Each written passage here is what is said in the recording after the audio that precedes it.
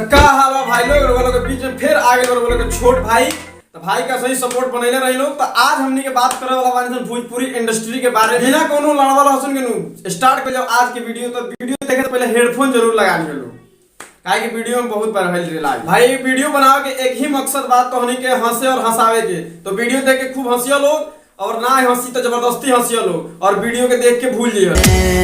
देखा पंडित जी रंडी नचावे लगल। देखा पंडित जी रंडी। अच्छा तो पंडित जी रंडी नचाओ तारे तो ए तोहार पहन चिरो पंडित जी रंडी नचाओ चाहे रंडा तोहार कहे गाड़ फटता। आ पंडित जी अभी रंडी नु नचवाओ तारे तोहार माई के नहीं नचवाओ जा तोहार पहन चिरो पंडियो जी के नाच देला लोगी। घोड़ी बना के सखी रे रह जानी चिल्ला के। ए भौजी तोहार भतार तोहार घोड़ी बना के मारे ले तब तो तोहरा भतार के लंड घोड़ा ऐसन होई तबे तू भौजी तू पेलला के बाद चिल्लाए लागल होगबू। बौला काटे कबो मारे वाला जाके रह जानी सखी हम चिचिया के।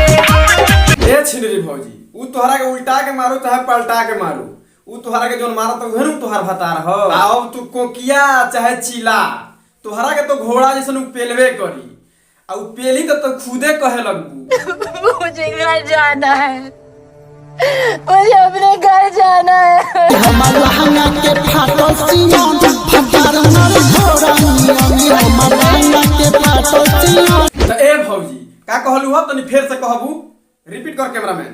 हमार लहंगा के फाटल सियान भतार मार घोड़ा नियमी हमार लहंगा के फाटल सियान। अच्छा तो तोहरा लहंगा के सियन फाटता तो ए भौजी अभी तोहरा लहंगे के सियन फाटता हमारा तो बुझाता जब उ तोहरा के पेली तो तोहर सामानो फाट जाई।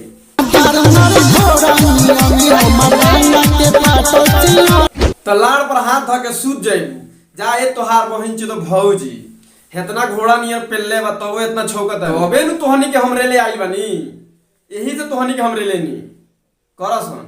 इतने तेजस्वी लोग हैं रे सखी हमसे खोटा के नखे आन भतार मार घोड़ा नियमी हमार लहंगा के फाटल सियान। सही कहता जब घोड़ा ऐसन पेली तो अन कैसे घोटाई।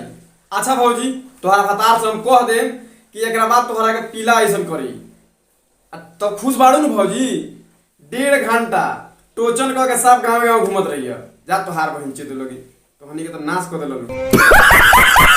बस भाई लोग आज के वीडियो इहे खत्म कर दनी तो हमनी के मिलेंगे फिर अगला वीडियो में एगो छोट वीडियो में। तो अगर वीडियो पे नया बड़ा लोग तो लाइक करिए लोग सब्सक्राइब भी कर लिए लोग चैनल पे नया बड़ा लोग तो और फिर हम मिलेंगे अगला वीडियो में तब तक ला बाय।